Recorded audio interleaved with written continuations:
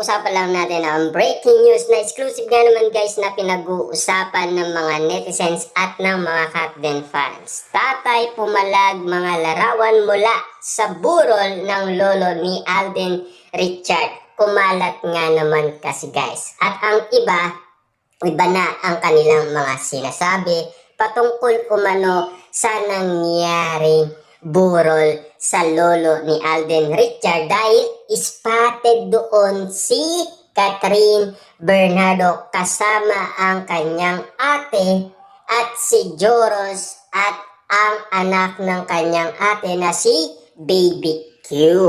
Kasi guys, makikita natin doon na hindi magkadikit si Alden Richard at Catherine Bernardo. Nasa gitna kasi si Joros. Ang sabi dito, pumalag si Richard, tatay na kapuso aktor na si Alden Richard sa nagkalat ng mga litrato mula sa burol ng lolo ng aktor.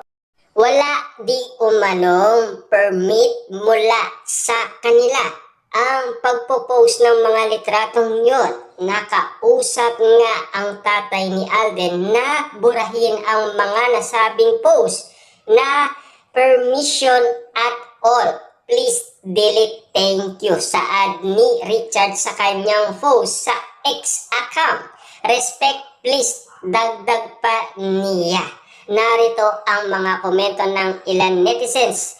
They are very private sa time ng grieving nila. Let's respect them. Si Alden hindi yan madamot sa mga supporters at nag-interview sa kanya. Sana pagbigyan ang pribadong pamamahala nila sa lolo niya. Dahil nandun nga naman kasi guys si Catherine Bernardo, nakiramay nga naman siya kay Alden Richard. Meron nga naman silang karagdagan reaction umano patungkol umano sa usapin na hindi magkadikit at hindi pinapansin ni Alden Richard si Catherine Bernardo. Kaya nga naman guys, karamihan ang daming kumalat na photos na parang pambabastos kasi ang nangyari. Alam naman natin, ginagalang ni Alden Richard at Catherine Bernardo ang burol ng kanyang lolo. Na sana ay magbigay sila ng respeto. Ang arte ng tatay, huwag kayong mag-social media para walang picture.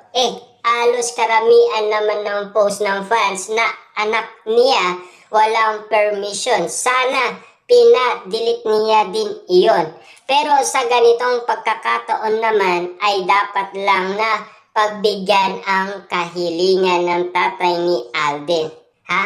Yan kasi guys ang nasasabi ng iba. Grabe nga naman guys ang uling comment ng isang netizens patungkol umano sa sinabi ni tatay ni Alden Richard.